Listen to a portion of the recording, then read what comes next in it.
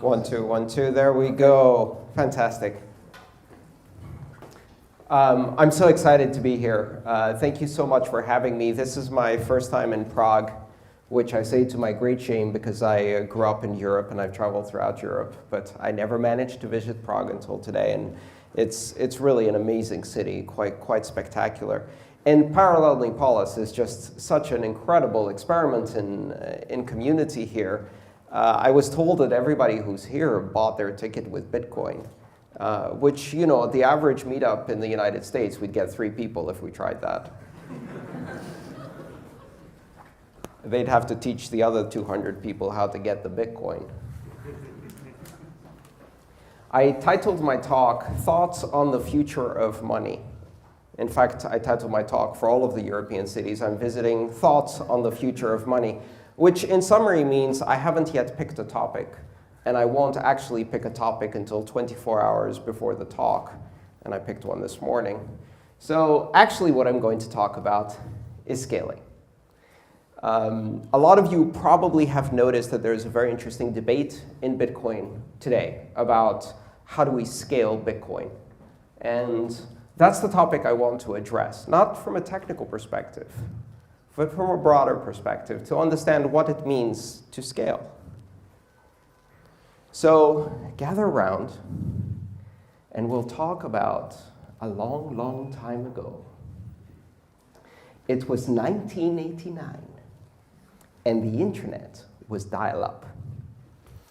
And not just the connection of users to the internet, the backbones of the internet, in most cases, were dial-up between universities, between research stations. There were a few permanent connections, high-speed connections. High-speed, 256 kilobits, 512 kilobits, high-speed connections. But the internet was mostly dial-up. Email had not yet really started to take hold, but there was a really special place on the internet called Usenet. Usenet was a discussion system of discussion groups where you could post a message in text, and other people would see it, and then they would respond. But this was not instant messaging. This was slow messaging. Because in order for Usenet to work, all of the messages had to be transmitted via dial-up system and propagated from node to node in a system called store and forward, store and forward. So you'd post a message, it would take 24 hours, 48 hours to reach everyone, and then they could respond, and it would take 24 hours for you to see their response. Today, we would compare that to trying to communicate with Matt Damon on Mars as part of the Martian movie. And so at that time, there was a really big conversation among the engineers of the internet because Usenet was getting very popular, and it was getting very big. Kilobytes and then megabytes of text information that needed to be transmitted. And at first, these dial-up connections would take 30 minutes to an hour, but then they started getting longer and longer, and to get all of the Usenet messages would take 1 hour, 2 hours, and then 3 hours. And so all of the experts predicted, if you draw the point we are here, the point we were 6 months ago, and you connect them in a line, very soon it will take 26 hours to transmit 1 day's messages. And then we have a problem, because we only have 24. So what happens then? The internet will collapse. Clearly, it can't scale. It won't possibly scale. At the time, there were 2 parts to Usenet. There was the regular part of Usenet, which contained very carefully structured groups for academic discussion. And then there was another little part of Usenet called the alternative groups. And this was optional. You could carry it if you wanted to. You didn't have to carry it. So if you were a Usenet provider and you made these groups available, the really interesting providers offered the alt groups.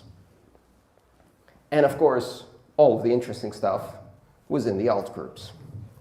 Some of the early amazing groups, alt folklore computing, alt security, and of course, like everything else that's been driving scale on the internet, alt sex.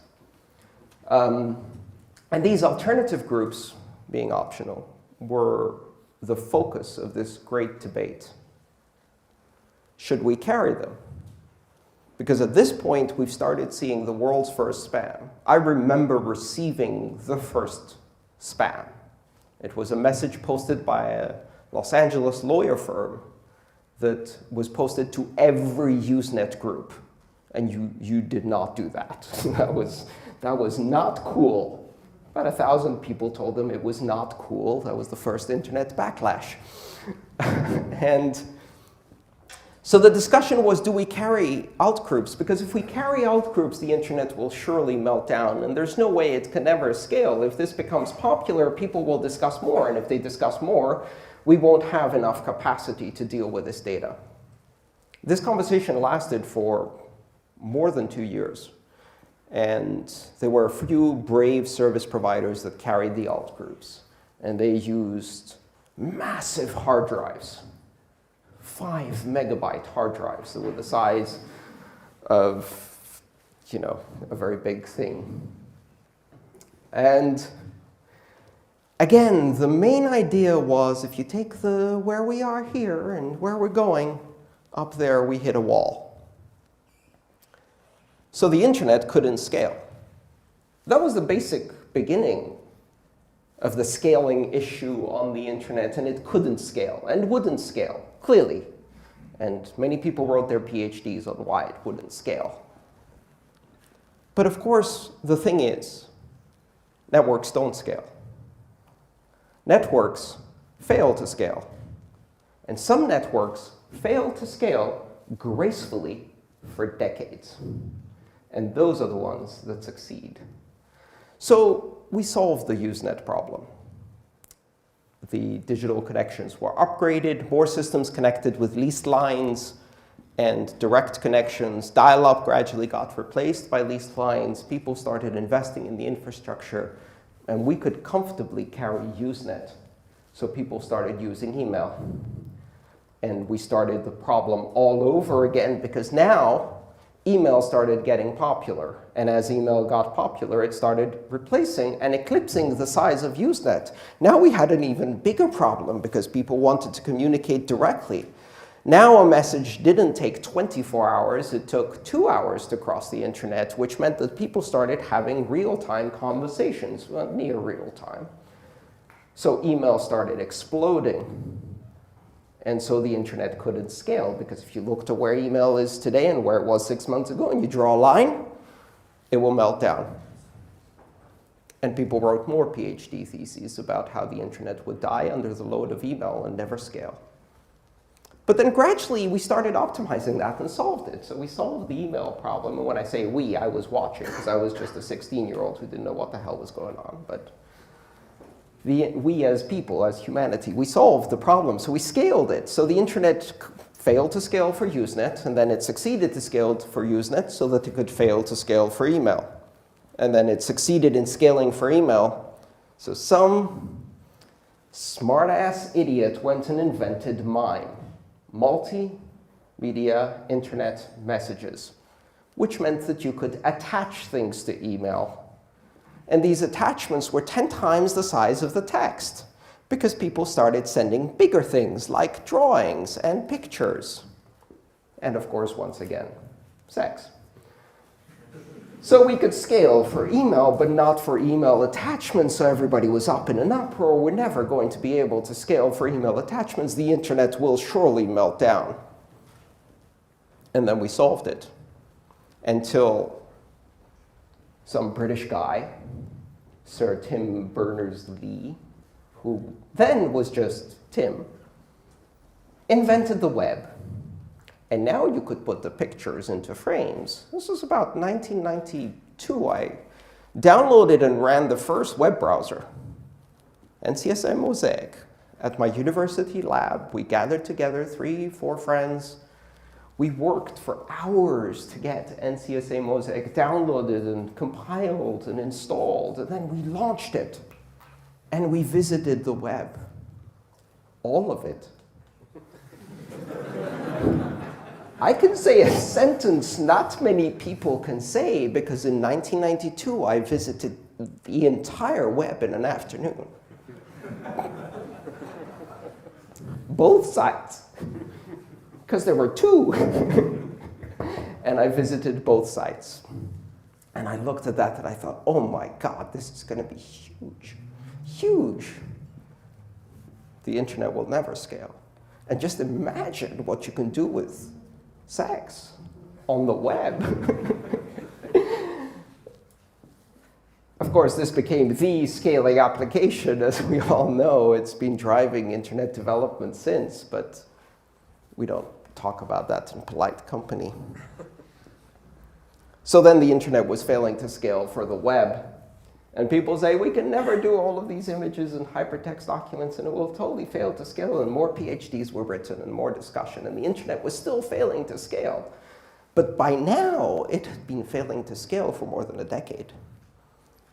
Very gracefully, very successfully. So then some idiot invented voice over IP. And now some other people decided, why don't we just replace the entire phone system with the internet? Now that was a crazy idea. So the phone companies then started this massive campaign to inform us of why packet switch networks could never carry voice. And really, the true quality approach to voice was always going to be hierarchical switch networks owned by national monopoly telecom companies, because the internet couldn't possibly scale to carry the world's phone calls. Those same companies now route all of the phone calls over the internet. So first, they didn't want the internet on their phone networks. Then they allowed the internet on the phone networks. Then they built their phone networks on top of the internet. And then we started sending videos. And then the internet couldn't scale again, because YouTube was going to melt down the internet clearly. And we needed some content quality and filtering, because we can't allow every idiot to go and publish a video about their cat, because there are already 1,000 cat videos. And if you draw a line from how many cat videos there were yesterday to how many cat videos there are today, and you extrapolate, by the end of this decade, there will be 1 billion cat videos on the internet, which is exactly what happened.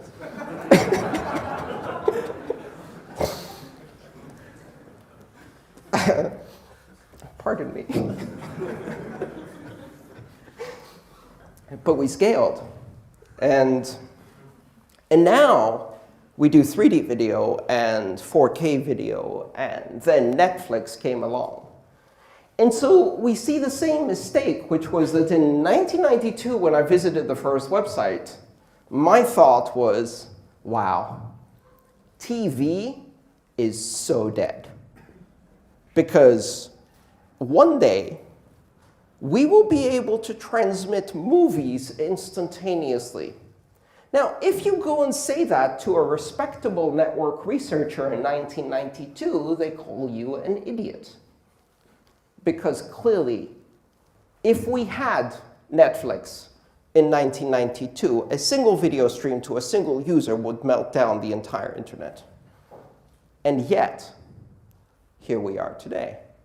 And by the way, the internet is failing to scale for Netflix and all of the other companies that are doing live video, and it will continue to fail to scale incrementally and gracefully, and soon we'll be doing Oculus Rift holographic 3D 4K VR, and then it will really fail to scale, and people will still write PhD theses on why the internet is about to melt down. And the reason for this is really simple. It is because scale is not a goal to achieve. It is the definition of what can you do with the network today. And the moment you increase the capacity, the very definition of what can you do with the network today changes. Because somebody says, hang on a second, you mean I can now do X which has 10 times more demand than what I did before. Let's do some of that. And then you fail to scale again. So scaling is a moving target. Scale defines the edge of today's capability. And as it moves forward, capability increases. Bitcoin is failing to scale. And if we're really, really lucky, Bitcoin will continue to fail to scale gracefully for 25 years, just like the internet. Because the very same types of companies that then were saying the internet can never work for all of the email, it can never work to do quality voice calls, it could never work to do quality video. The same kind of corporate arguments are now being said, so why Bitcoin can never do retail payments, it can never do Visa scale, it can never do global scale, and if it's actually adopted, it will collapse. And right now, there are a dozen people writing their PhD thesis on why Bitcoin will fail, has failed, is dying, was dead, and has died again. There's a beautiful site called bitcoinobituaries.com where you can read the pronouncements of the death of Bitcoin since 2009 regularly, like clockwork, every 3 to 6 months. Major newspapers, scientists, etc., saying, okay, that's it, Bitcoin is dead. In fact, this has now become an amazing recruitment opportunity. Because all you have to do is wait for people to hear first that Bitcoin died. The CEO of Bitcoin was arrested. Bitcoin was shut down by Putin. And then 4 months later, someone says, you know, there's some interesting new applications on Bitcoin. And they go, Bitcoin's still there? Bitcoin is still there is the marketing slogan of this community. If we can just keep doing Bitcoin is still there, people are surprised. They are confounded. It doesn't match their expectations. It's not possible that Bitcoin is still there because very serious people with very serious titles working for very rich companies told them that Bitcoin would not still be there. But Bitcoin is still there because we are failing to scale gracefully. When we fail to scale during a stress test or a capacity test, when the network is flooded with transactions, what happens? Some users experience a terrible situation. They do a transaction with 0.1 millibits like they've always done, and it takes 3 days to confirm. And during that time, they're freaking out, especially if they're new users, because new users assume that the money has left their account. There are no accounts in Bitcoin, and is en route to the destination account. Again, there are no accounts in Bitcoin, and therefore is somewhere in limbo in between. But the money is really still in their account. It's just that their wallet says it hasn't been confirmed yet, right? It's either at the source or at the destination atomically with one transaction. There is no intermediate state. It can't be in limbo because Bitcoin doesn't transmit. It settles. So we experience these sudden problems, and some wallets behave intelligently, and they increase their fees, sometimes by 100%. So, oh, woe is me, instead of it costing 4 cents to send a global transaction in seconds anywhere around the world with full censorship resistance and open innovation and open access to everyone, it takes 7 cents to send that transaction. And clearly this is an indication, together with the people who had 3 days to confirm the transaction, that Bitcoin surely is dead now. And some of the developers go, I give up, Bitcoin's dead. And the newspapers write, Bitcoin is dead, transactions are not going through. Transactions are going through, they went through for me. I was running a wallet that was intelligent, it was doing its transaction calculations.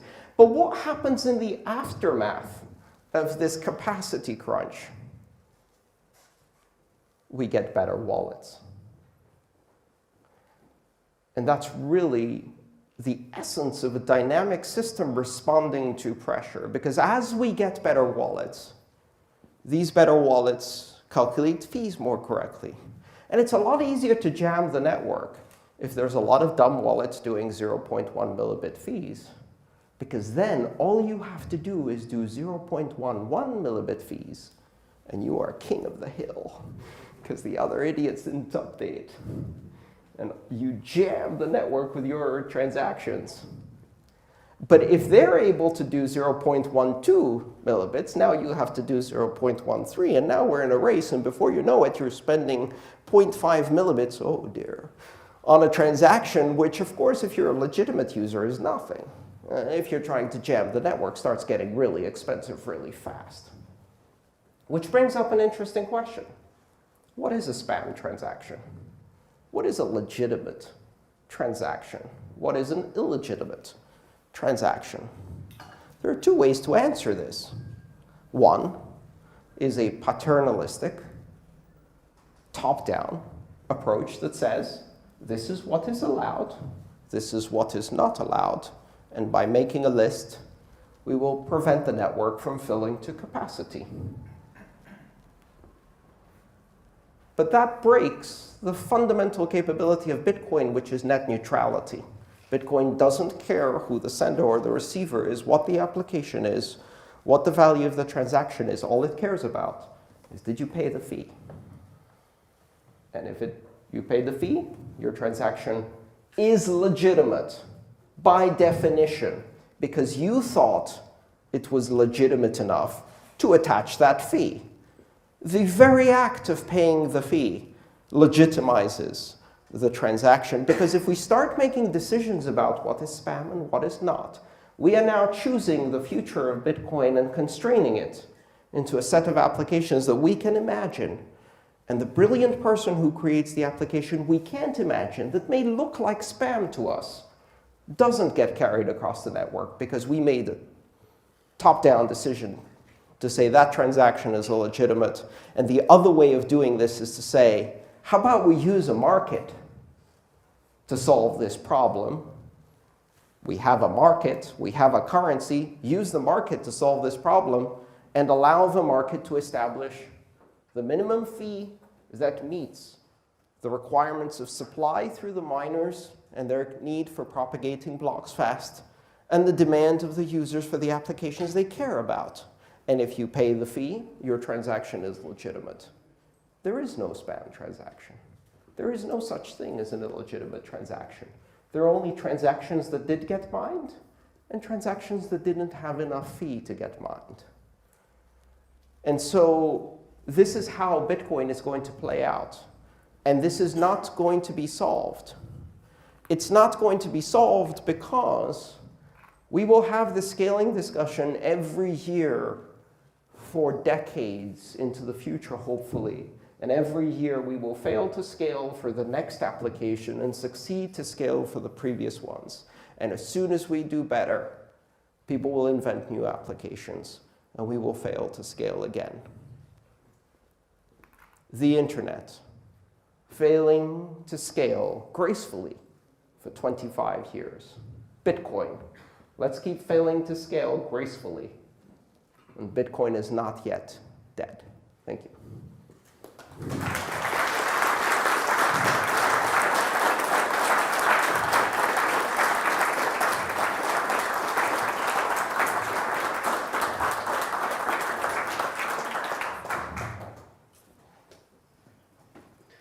We'll do some questions? Yes. Very good. So thank you very much, Andreas. Now is the time for your questions. If you have questions, please just raise your hand and I will rush to you with a microphone. So yes, please. And I will give you the first question. It is already, I think, 2 or 3 months that Mike Hearn quite loudly left the Bitcoin community. Yes. And me personally, I admire him for his work. So I was very surprised by his strict position on that the Bitcoin community failed, and this is why the Bitcoin failed. Can you tell us your position on his move? Well, coincidentally, I saw Mike 2 days ago.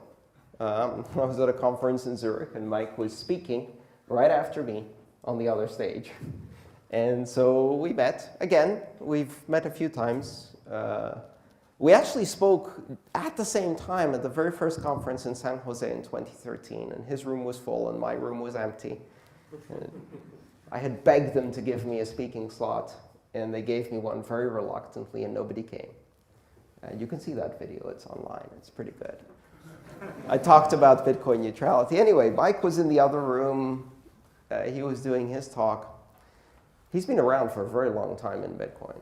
And so when I saw Mike, I said again, hey, thanks for everything you did.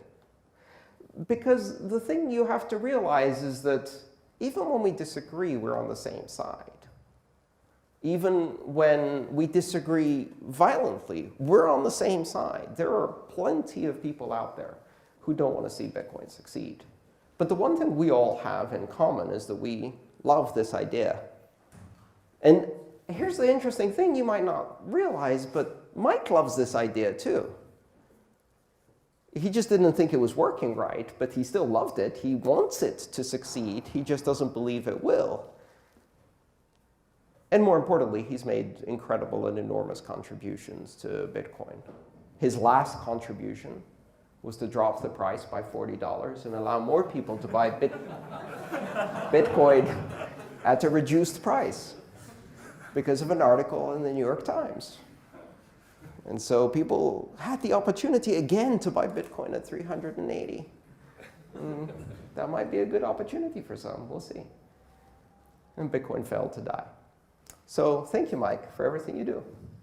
That's all I have to say. I don't believe in the angry debates, the paranoid conspiracies. I think Mike is wrong. I think, my entire presentation was why Bitcoin will continue to scale. And in fact, I think the governance problems that seem so acute are not really acute. What they are is the fact that Bitcoin is hard to change.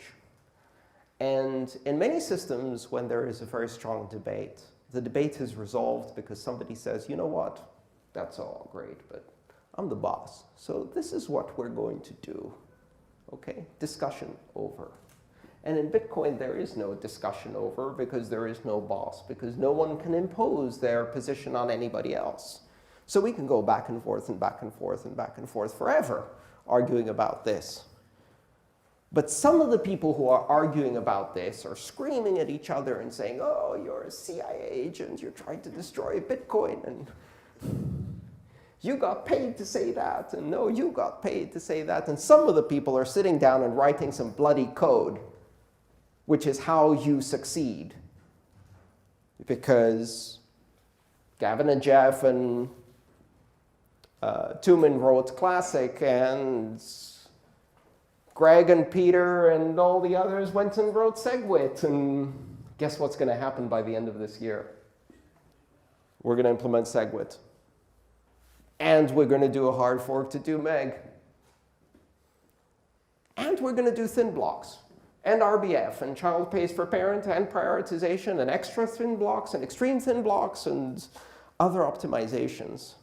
And invertible Bloom lookup tables that Gavin started working on almost 2 years ago. We're going to do all of those things just to get to the next level of scale. And then we will invent new applications to fill that bloody network and fail to scale again. Thank you. So let's take the next question. Who wants to ask a question? Yeah, okay. My name is Karel. I'm writing for Cointelegraph, Czech Republic. Hello, Karel. Nice to meet you. And I think I'm a big believer, but sometimes I'm in doubt. Yes. Sometimes. And my question is if you have ever been in doubt about Bitcoin, about future of Bitcoin. That's very important for me. Thank you. Yes, I have been in doubt. There was a moment where I really, really got worried.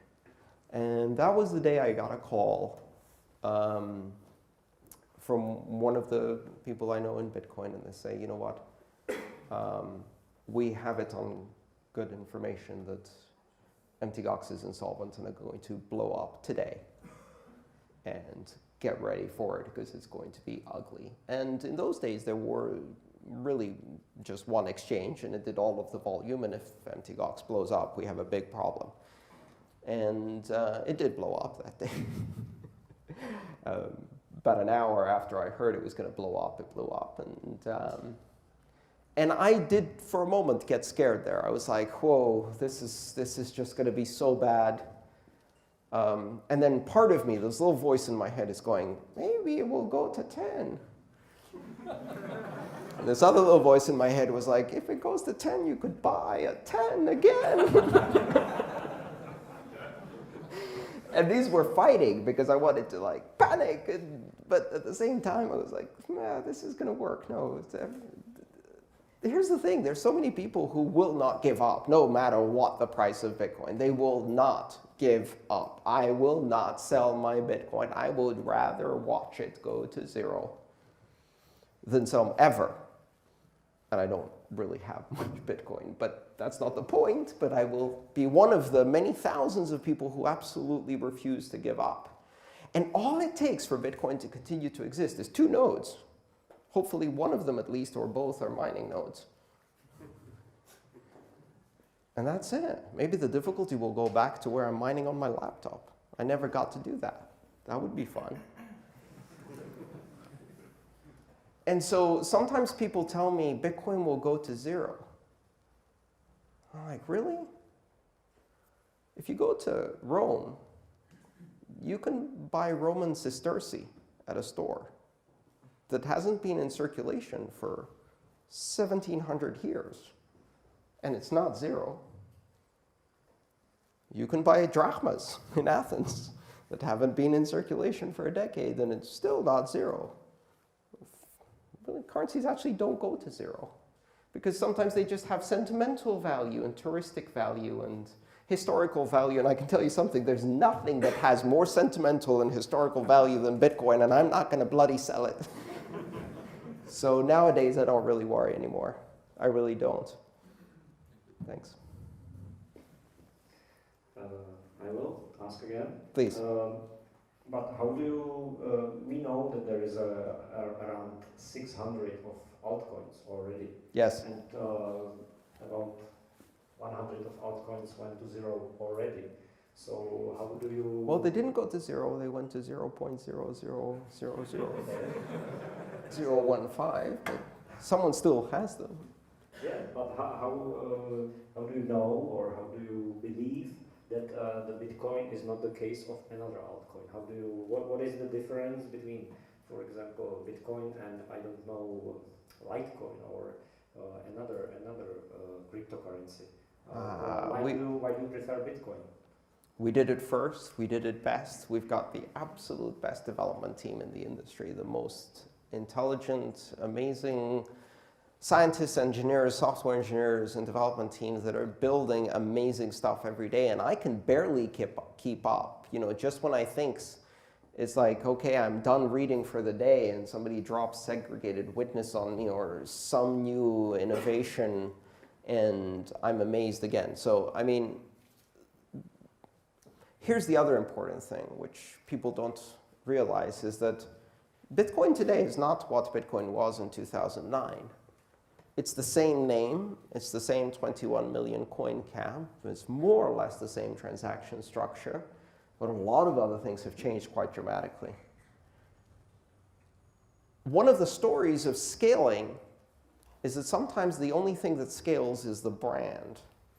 I'm 44 years old. Not a single cell in my body is one that I was born with. They've all been replaced by now. They're all gone. All that remains is the pattern, right? And so when I was in college, they said Ethernet can't scale to 1 megabit, and Ethernet can't scale beyond 5 megabit, and Ethernet can't scale beyond 10 megabit. Ethernet is a networking system, if you're not aware. And I installed Ethernet that was a coaxial cable as thick as my thumb, and it could only go 100 meters, and it could only do 5 meg. And today, all of the local area networks run on Ethernet that can now do 10 gig over fiber. But how much of that is really Ethernet, and how much of that is just the word Ethernet attached to what we made it into? Because it's a different distribution medium, a different architecture. The only things that are really the same are maybe the frame size and the brand. So one of the issues that you have to reconcile yourself with is that Bitcoin 15 years ago 15 years from now, may only share with today's Bitcoin 3 or 4 fundamental properties, a 21 million coin cap. That's not going away. If that goes away, it's not Bitcoin. But that, the brand name, and some basic architecture characteristics, everything else may change. Everything else may be completely revised, and we'll just still call it Bitcoin. So I don't believe that we need to worry too much, but altcoins to me are a very important part of the ecosystem. And in fact, the more we have and the more they experiment, the better it is. Something really important happened this year. People fled Bitcoin into Ethereum. And that was awesome. That was awesome. Because all of the previous times when they fled Bitcoin, they left the cryptocurrency economy. And this time, they simply switched lanes.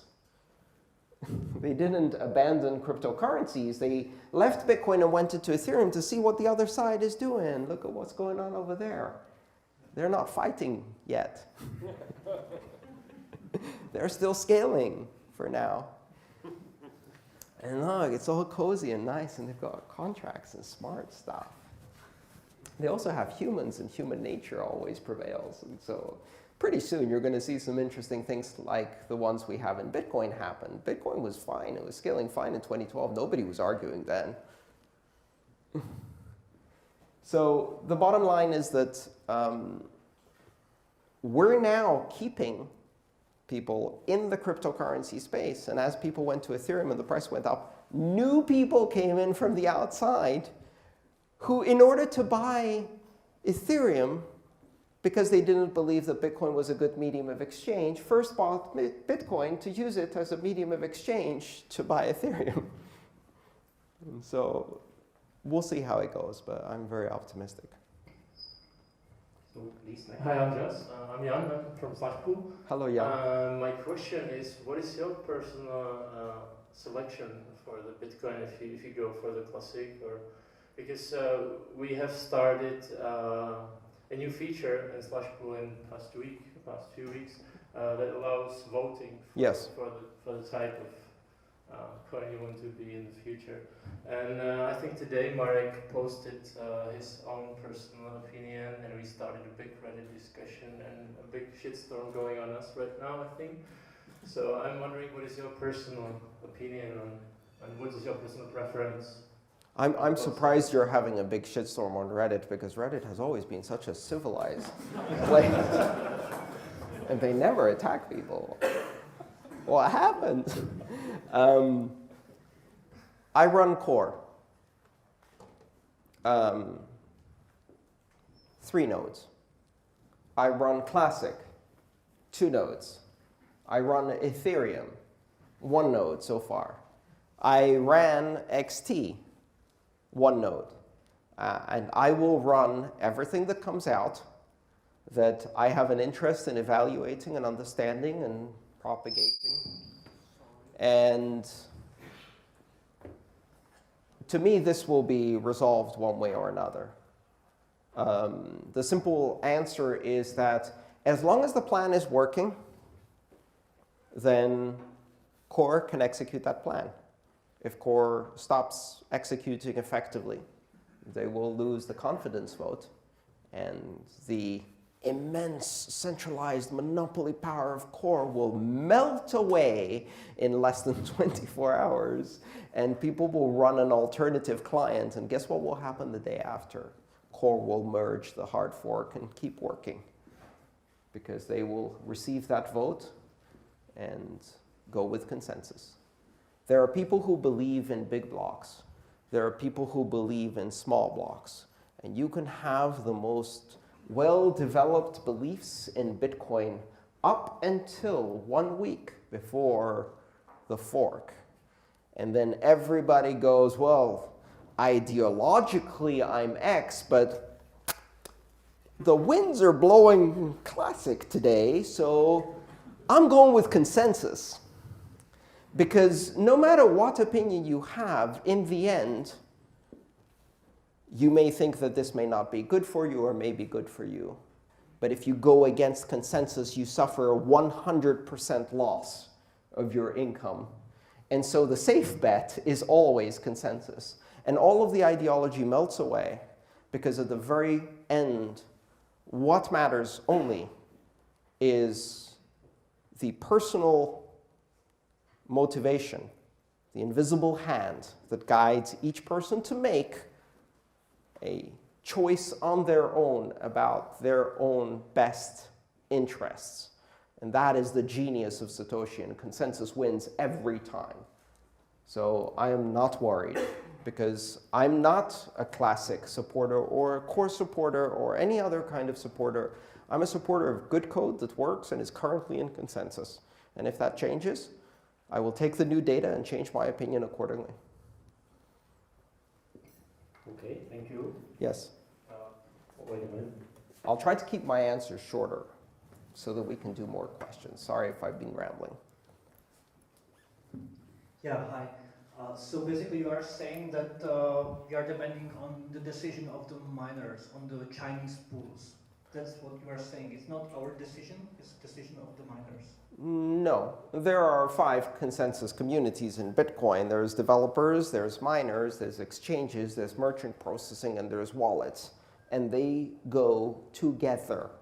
Because if you're a miner and you're mining on a chain that doesn't have the support of the wallets, the exchanges, and the merchants, then you're mining coin that you cannot sell, use, or exchange for anything.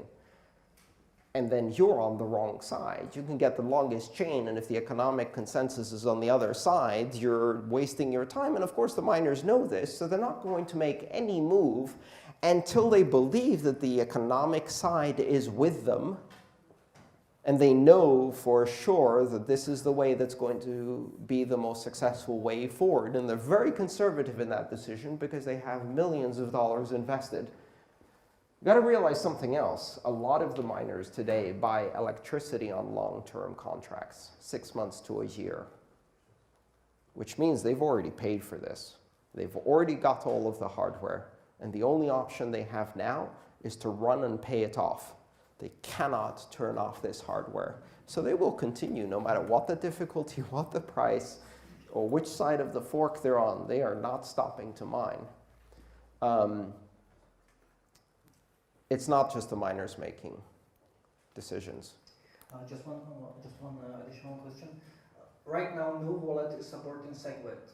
And I don't know if it's going to be integrated in Bitcoin chain, because Mike, I don't know if he's still working on that. So I'm not sure if wallet will force the pools.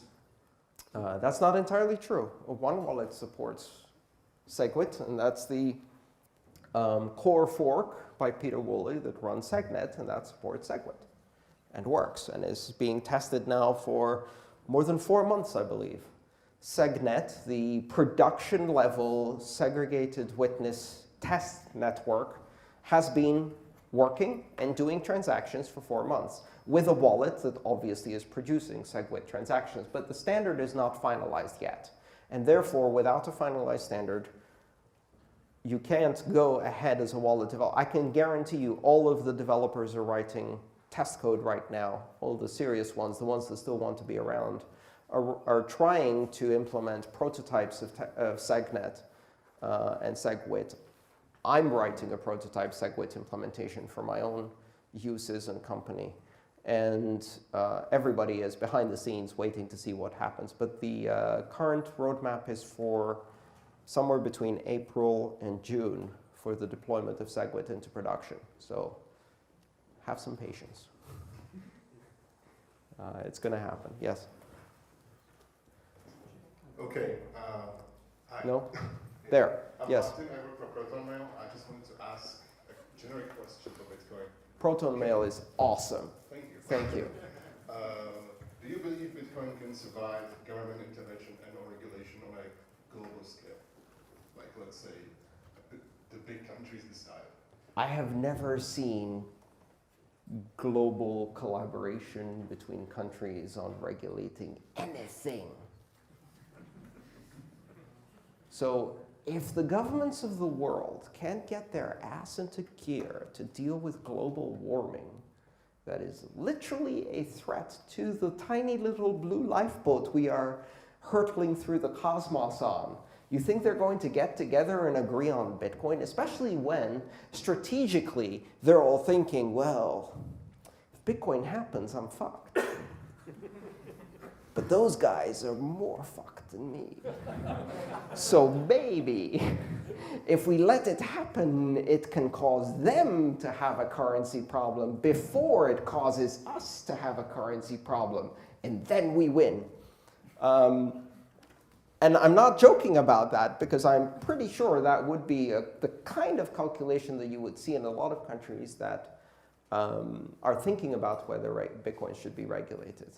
And so they regulate it. So what? So what? What are they going to do? Threaten people with death if they use Bitcoin? They already do that in some countries. And guess what people will do? They'll use Bitcoin, and then when the policeman comes, they'll bribe the policeman in Bitcoin. And up the chain it goes until the head of the state is stuffing a wallet full of Bitcoin. The bottom line is that in countries where the rule of law matters, money is a form of speech. Freedom of association, freedom of expression, freedom of speech protects political expression through currency. In the United States, we put that into a United States Supreme Court decision on the Citizens United that said you can't regulate campaign contributions because money is speech. So in countries where the rule of law matters, you pick that fight head on with Bitcoin, and we're going to take it all the way to the Supreme Court. Do you know how many lawyers per day Mark Andreessen can hire? And the problem is that they may lose. And losing on a decision that says Bitcoin is protected speech is much worse than the status quo, which is kind of gray. So that's not going to happen. And in countries where the rule of Putin is the rule of law, ban Bitcoin, they say, and nobody gives a damn. Bitcoin is evil. Really? You say it's evil? I better look into this. Because every time you say something is evil, it's because it's good for me and bad for you, and I don't like you. This is happening in Venezuela right now. You're like, Bitcoin is the currency of terrorists, pedophiles, extremists, and criminals. Don't pay attention to our 550% inflation rate. And please leave your money in the currency of choice and go with us to the bottom as hostages of our insane policies. And what are some, obviously technically literate, a very tiny percentage of the population in Venezuela probably now thinking, really, I should look into this. Yes? Who's got the microphone? I think over here was the next one. Yes, go ahead. Question? Yes. 30, 40, 50 years in the future, what are your dreams or visions? Is some phase change going to happen? Will nation states be there? Something like this? I try not to make predictions in Bitcoin exceeding 30, 40 days into the future. Because the best way to be correct is to not make a prediction. Because the future is very harsh. When it comes to predictions. The worst part is that if you make a really stupid prediction, you will go down in the history books like that guy who said the world will only ever need one computer. And that guy who said electricity is a fad for the Paris Fair and will disappear as soon as we dismantle the Eiffel Tower. Wrong on 2 counts in the history books. I can't do a prediction out to 30, 40 years. I do know that the nation state, as a system of organization, is being severely threatened by network-centric organization on a global scale. Today, the 10 largest populations in the world, 4 of them are nation states, 6 of them are internet applications. Facebook is the most populous concentration of human beings on the planet. Instagram, Snapchat, WeChat, et cetera, follow that. Somewhere down there is China, India, and then in 7th place, the United States. So the world has already changed. Whether that will affect nation states, we'll see. One of the people in Bitcoin who's really interesting and has some interesting ideas, Balaji Srinivasan, who is the CEO of 21 Inc. once told me, the future of politics is not left versus right, it's land versus cloud. And most of the world still lives on land, but some of us now live in cloud. And land wants to keep us tied up and tax us based on where we live, but we don't live in any specific place. We travel by air all over the world, and this is going to be the dominant battle of the future.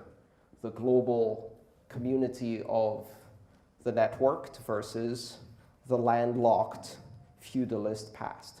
We'll see. Hello. Yes. My name is Martin, and I have a question to you, Andreas. What's your personal view on halving this year and its impact to exchange rate and difficulty? Sorry, what was the... Halving, exchange rate. The halving, yes. The great halving of 2016. So to explain for those of you who are not quite familiar with this, every 4 years the amount of subsidy in each block decreases by 50%. So we started with 50 Bitcoin per block. We're now in the era of 25. We are going to enter the 12.5 era, approximately on July 22nd, 2016. One of the interesting things about Bitcoin is that we know what the monetary policy will be in 2140, and with the Federal Reserve, we don't know what the monetary policy will be this Friday. Or with any of the other central banks.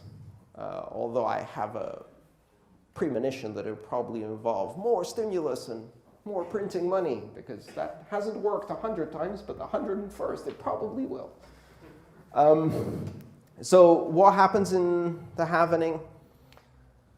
As I said, miners prepay electricity in many parts of the mining ecosystem. That's not universal, but it is one of the characteristics of the mining community, which actually has some really serious implications on their decision-making process because it's sunk capital.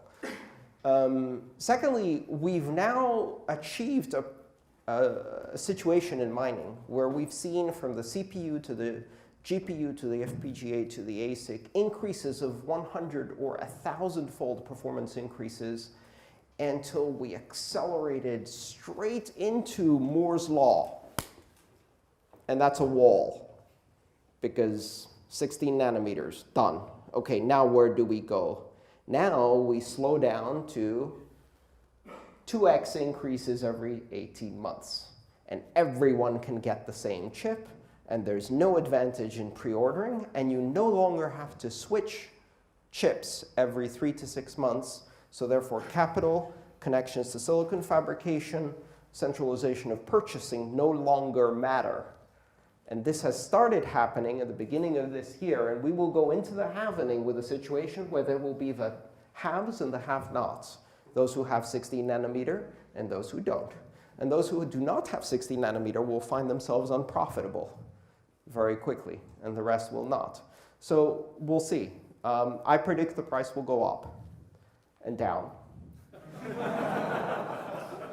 And then it will probably go up and down again, because the primary driver of price is still, by a great extent, sentiment. So the halvening is coming. I think Bitcoin will go up. Buy, buy, buy, buy. Everybody else sees it. They're like, buy, buy, buy, buy. Everybody buy. It's great. Oh, no, I'm not too sure. I'm a bit worried. Sell, sell, sell, sell, sell, sell, sell, sell, sell. And up and down we go. It's going to be a roller coaster. Volatility will probably increase. We're in a period of pretty low volatility. We have been for at least a year now, where the volatility of 2011 and 2013 is in our past. We've been relatively stable for a tiny $6 billion global currency. But we're going to see increased volatility. And so my suggestion is take a deep breath, relax. Don't try to play the casino unless you are an experienced stock gambler, in which case, good luck to you. Sit back, relax, watch the fireworks, and read the news about how Bitcoin is dead or about to die because of the halving, and then wait until right after when Bitcoin is not yet dead. Who has another question? Yes, go. Hello, Andreas. Yes, hello. I would like to continue in the Carlos question, the very first one. I would like to touch it a bit. As when he asked you if you are doubt sometimes. I'm becoming really believer. I'm pretty new to Bitcoin though, and I'm I'm just when I'm reading the articles about like big corporate companies and banks investing like millions of dollars into research of like blockchain technology and stuff. But what do you think about like why should they adopt a currency which like a 65% is already out there between the people, where like early adopters have plenty of that, and what makes them to stick with Bitcoin and not to make their own currencies and like, you know, Nothing. Banks cannot adopt Bitcoin. They cannot adopt Bitcoin. Bitcoin is the poison pill of global finance. Bitcoin is the pill you cannot swallow, because Bitcoin is global, is borderless, is not controlled, is peer-to-peer, is censorship-proof, and none of the financial world can allow any of that.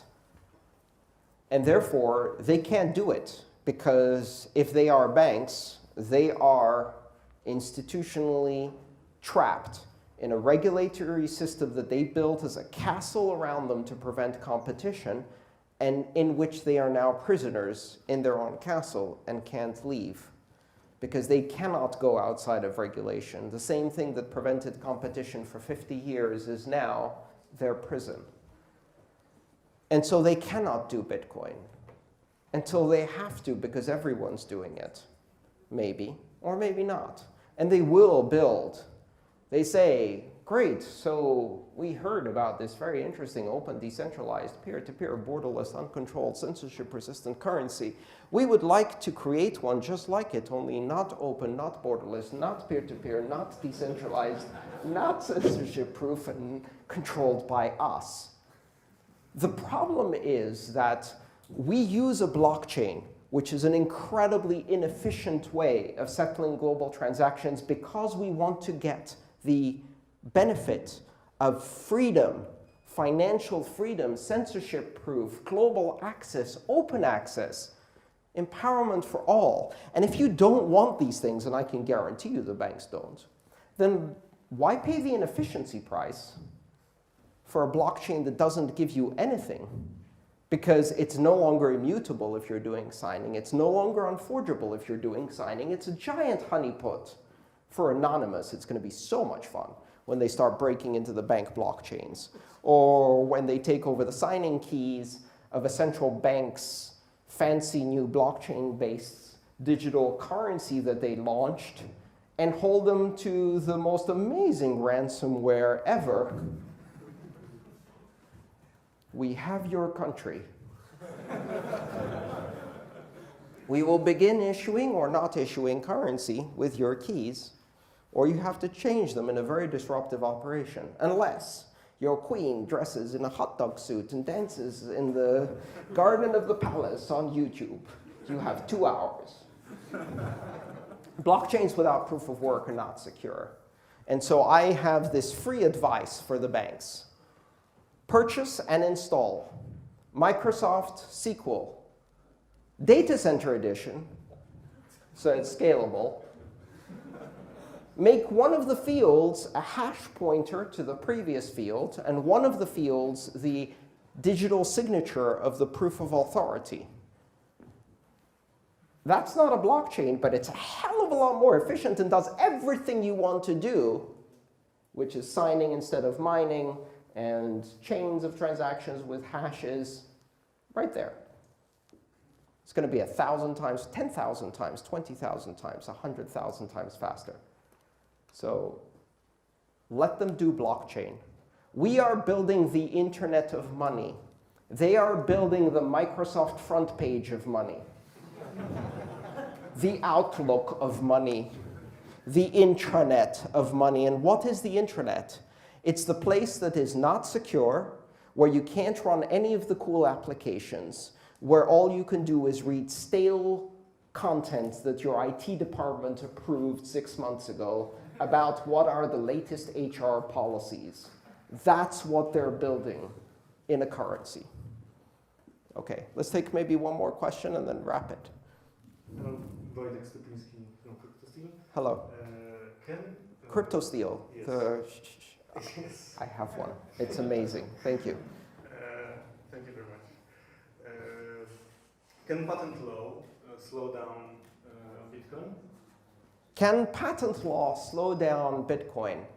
Patent law can slow down Bitcoin companies, but it cannot slow down Bitcoin, because Bitcoin is not a company.